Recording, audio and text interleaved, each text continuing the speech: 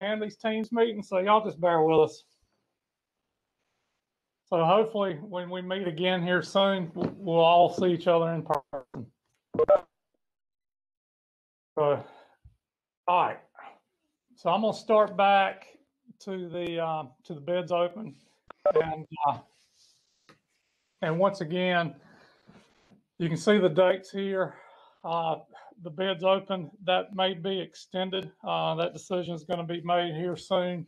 But anyway, that's just to get hopefully some better bids to come in. Work's expected, and this is what we're really excited about, is breaking ground in January of 22, and the overall completion date's May of 2026.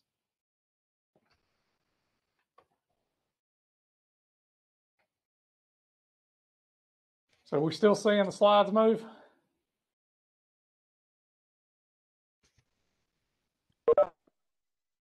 Yes, we are. Okay, thank you. All right, so this is going back to the interchange at Middleton and 211. And if you'll follow my mouse, so this direction here is going back to Oak Island. As you can tell here, hopefully you can see this a lot better now. This is where Middleton is flying over 211. Southport's back this direction, Supply's this direction. And you see the two ramps for this grade separated interchange.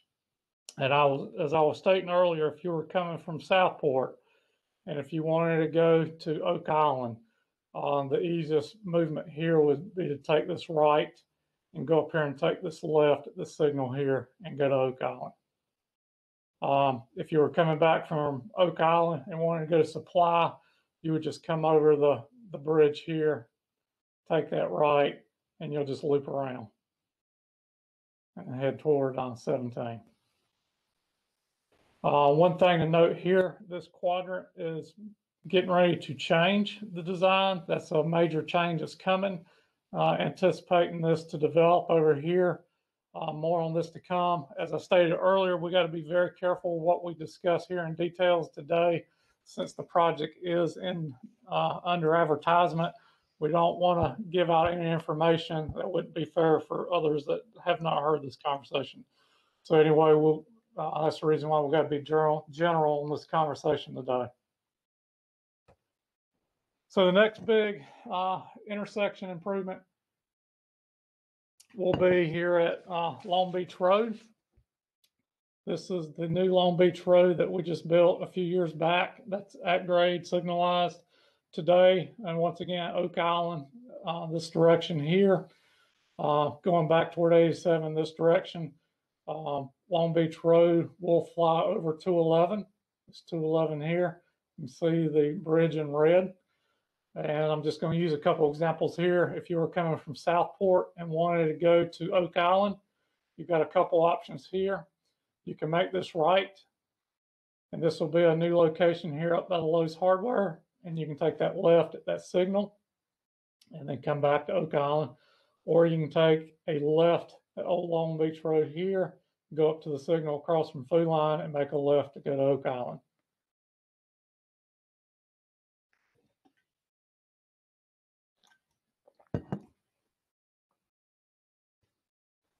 All right, so what does the roadway look like?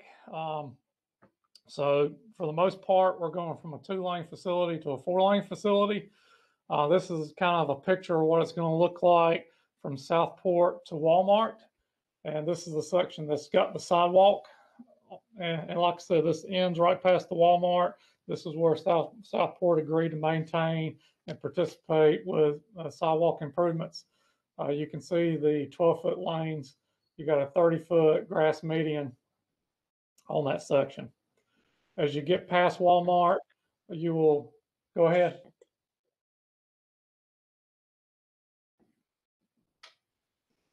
As you get past Walmart, what's that? How do we get the picture of me out of the way? You're not in the way. I don't know. I can't see. My feet are in the way. Your feet are in the way, then get your feet out of the way. I don't know. Let's make sure we're muted.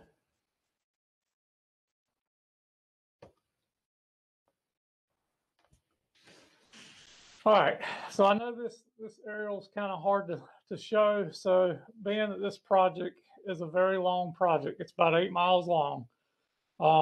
There's still a lot of utilities and betterments that's being done along this corridor. So we're doing what we call phase construction. This will be the first area of work for the contractor to begin on. And basically this goes back to the Midway Middleton interchange and takes us up to close to St. James. This will, like I said, this will be where the work will start. After this, it will continue to work from St. James back towards Southport. The contractor will control those operations, but it will be based on availability, based on the utilities being relocated and all that work being completed so he can continue work towards Southport. But all this is included in that 4.5 years, but just wanted to give everybody an understanding where the work was going to begin and how and what direction it was going to be going.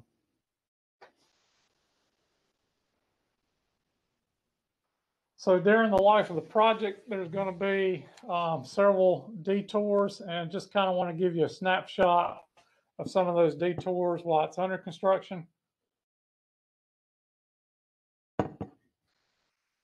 The first one being here, and we got you some notes here. This will be non-peak season, and this will be just a 1-week closure, and this will be because of a large pipe that's under 87 here between Rob Gandy and Jabbertown. But this road will be closed down. This will be your detour that you see here.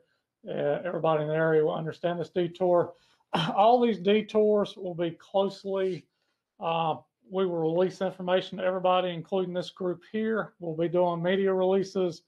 We'll be doing public outreach. So none of these will come as surprises. We just went ahead and put all these in here in the presentation just for your information. Here's one at the St. James. This is at the St. James Drive. There's a very large pipe going in there. So there'll be a weekend closure to do this work. And of course, all this will be closely coordinated with St. James.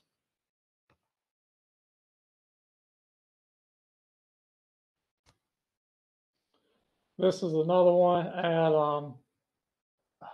Regency Crossing. This will be a closure for about 30 days to make improvements here. This is your detour around St. James to get around this closure right here.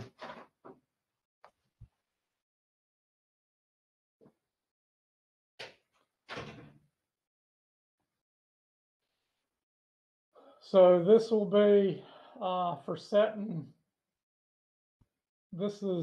We're at Long Beach Road. This is the new Long Beach Road. This is the old Long Beach Road here, and this is the new road here. This is a closure here so we can build the bridge and we can build the flyover bridge here. We'll just detour the traffic on old Long Beach Road once we build this new location up by the Lowe's. And this will take approximately a year to build.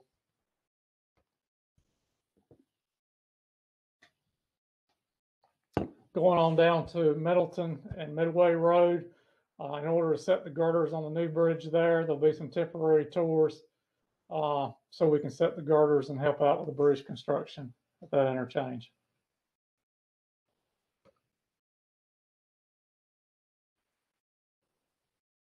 So that's basically it for the 211 project. I'm going to go over a couple more just notes before you got questions on that, just so I can finish the presentation, because I know you got a lot of questions. But just real quick, this is kind of big news for the region. Everybody knows that when we get a 2-inch rain event, 133 ends up having to be detoured near where Funston Road comes out. So I just want to let everybody know that we have funded 2 bridges. There are not bridges out there today, and that's because that's why the water goes over the road. There's some pipes there, but there's going to be a new bridge just south of Funston and just north of Funston. And just note the let date will be January of 2023. We're currently working on those plans there to see if we're going to need detours or not. More of that will come, but like I said, that's good news for the region. This will be able to keep 133 open after we have those type of rain events.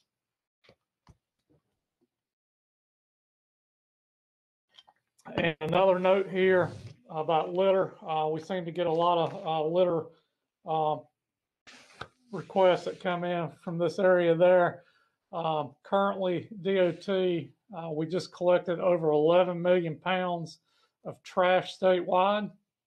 We've already surpassed any records of litter across the state. Keep in mind, litter, you know, this isn't created by DOT.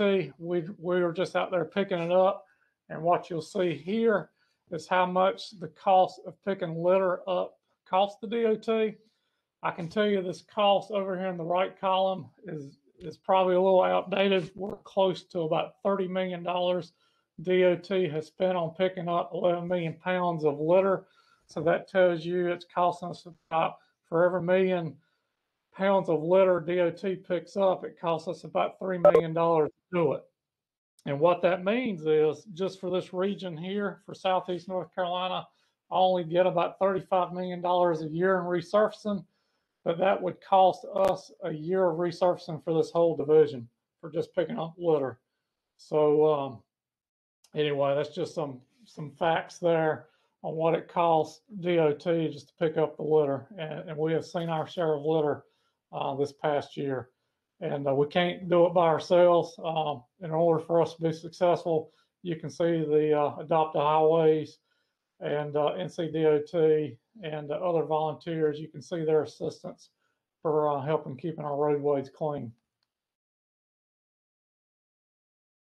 So I'm going to come out of this PowerPoint and then open it up for questions now. Okay, Chad, thank you. We are going to, first of all, take the questions that were submitted by our members. And then if we have time, we will continue to take questions, and we will let you know how we're going to do that in a few minutes. So the first question we have is, what elevation changes are planned between both the St. James entryways on Highway 211 and Regency Gate and the main entrance?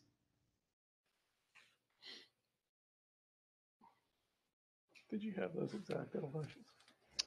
Okay, so basically, and I just want to talk about the grades in general, and but basically, when this road is finished, on average, across the whole typicals, it's going to be raised about 5 feet from what's out there today. So you can kind of take that, and what we'll do when we can meet with representatives from St. James, we can come out there and actually let our field engineers meet with the reps there, and we can go over in more details. I don't want to use this today and just go into too many specifics on that, but on average, it's about 5 feet, but we're happy to meet out there in the field and actually show you what those elevations are going to be.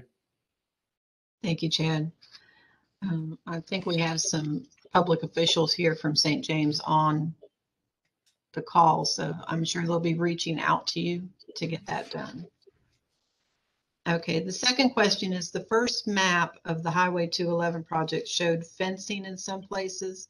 Will there be any fencing between the Players Club and the main entrance of St. James? So fencing only goes where there's controlled access, and that's where we don't allow any driveways, typically around interchanges. And for that one specific location, once we meet with them about the elevations, we'll be happy to pull the plans out for that location and see if there's any fencing in there. Thank you. The third question, will stormwater between these two St. James entrances be sent to Beaver Dam Creek or somewhere else? Yeah, and we'll go over that as well too.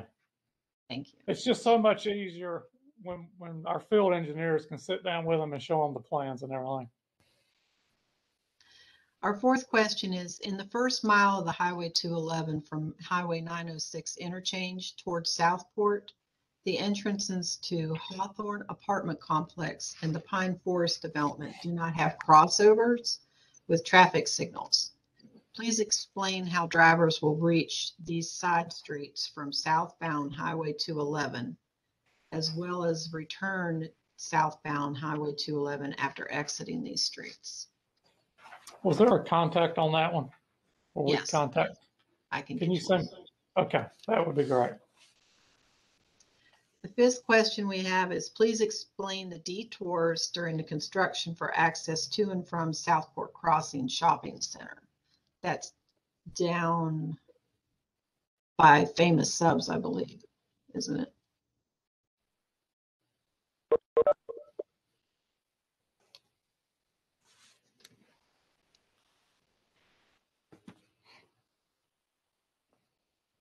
So they're just wanting to know the detours. I think you've already kind of explained that. Yeah, and I covered those detours. And if there's more questions, like I said, we're gonna give you this presentation. If you got any more questions after that, just let me know. All right, thank you. So and just to let everybody know, the public outreach is going to be critical for this project to be a success.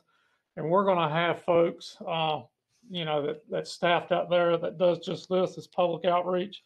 And we understand there's going to be a lot of questions during this. So, we're going to make extra effort on our media releases and, like I said, continue on with all kind of presentations during the life of this project. The next question we had was again about the detours. You've kind of run through those detours already. The last question we have is, daily backups occur every afternoon headed in and out of downtown Southport. It's a daily occurrence to see traffic bumper to bumper from Famous Subs to downtown. Is there anything that NCDOT or the city of Southport can do now to alleviate that daily issue? So we'll continue to monitor, to build a project like this, it's our plans to keep the lanes open like they are today.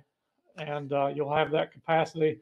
When we do those detours, we try to pick those areas, where they're least impactful to the traveling public. We try to do those outside of the peak season. We'll continue to tweak those plans as we continue to build it. And like I said, we'll continue to increase our public outreach on this entire project until the completion. Thank you, Chad. If anyone else has any questions, if you will put it in the chat and then make sure that it's to everyone. And then Chad, you can kind of look at those, I believe, from that point. So does anyone else have any questions at this time?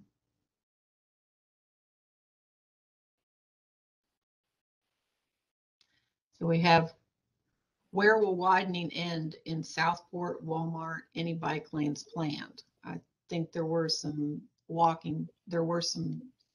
in that one slide you had, if I'm not mistaken. Right. So the widening will end just right there. You just mentioned the Famous Subs, and I believe that's the Walgreens right there. The widening ends just right in there where the Walgreens. Everything comes back down to the existing facility. Our widening technically ends at the 87 intersection there at Robert Rorick Road, but there's a little bit of work on the Southport side. But that's the end of the project on that end, and it goes down 87 for a little bit, especially where that pipe was going to be replaced down there near Rob Gandy. Let's see, are the plans available on the DOT site? We do have a site, so if you got issues with it, y'all can send us a link or a request for it. We'll make sure you have the plans for the project here. We'll also, Karen, just to let you know, we'll be sending you a list of contacts for our resident engineer's office that's going to be on site. We will have a field office on site for this project there, but we'll send you those lists of contacts as well too. That will be over this project. Let's see here. What are the phases of construction and timeframes again? So keep in mind, without me giving out too much information, since it is under advertisement, it will start down at the Midway, Middleton end, and it will work. The first section available will be to St. James. Really, after St. James to Southport will eventually come online after that section. is under construction for about a year. But like I said, that's going to be the phasing of it. It will start down at Midway Road and head toward Southport. And the contractor will have guidance. You know, we can't control exactly where all he will work on those sections, but the first section open will be between Midway and St. James.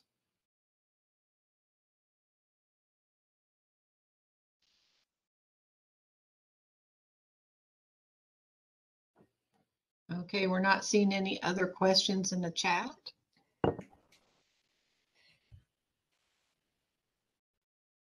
Chad, we'd like to thank you at this time. Oh, we have one. Let's see. Any changes to lights at Old Long Beach Road and Long Beach Road? There'll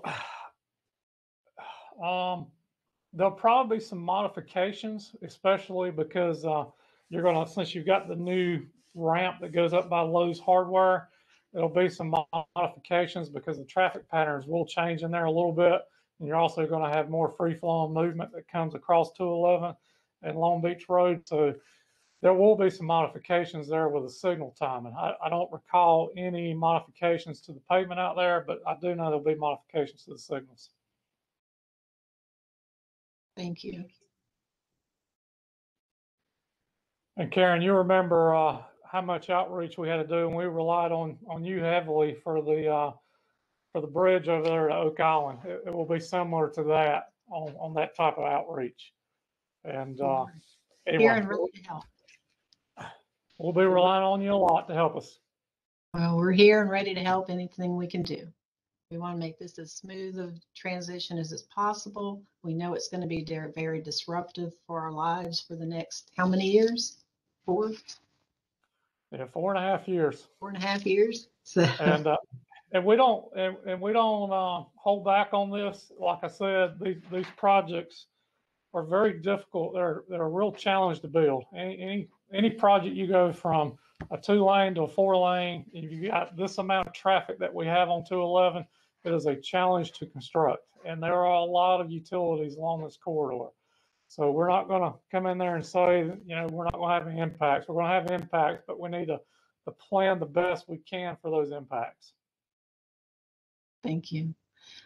We have one more question here for you. Let's see, there's some talk about a traffic circle at Southport Famous Subs. So there is no traffic, there's no roundabout at the Famous Subs. That will be a at-grade intersection like you see today, with a few lane improvements at that intersection.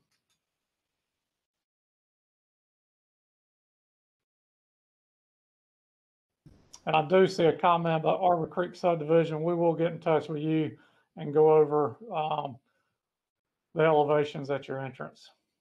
If we can just get a contact and a number on that.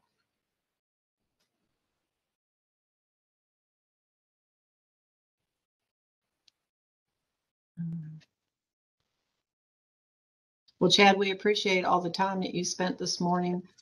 You are going to send us this presentation. We will post it to our members, as well as a recording of this seminar. And I know this is not a one-way conversation, and it's always nice to have a two-way conversation with NCDOT. And we know that you're going to do the best you can to make sure that we get this road completed and maybe alleviate some of our traffic issues that we already are having. So thank you again for doing this, and we will attempt to schedule another one of these in the near future. So when the project gets going, that we can keep this line of communication open, and we will get the information that NCDOT gets out to us as soon as possible to our members. So if you're not already on our email list, please make sure you do get up with us. So thank you.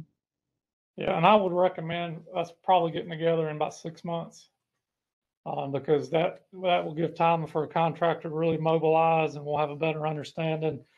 You know, we'll have, you know, just things like where our borrow pits are located, where the contractor will be getting their material from, where those haul routes are. We'll know a lot more in 6 months, and kind of whoever the low bidder is will know their plan of attack, and we can go over that with the group. Well, we appreciate that again. And hopefully in person instead of doing it this way. Yes, we'll definitely do it in person. Is there any other questions good for the group kind of comments? And if not, then we're all going to go back to our day, and thank you for attending. Thank you. Thank you.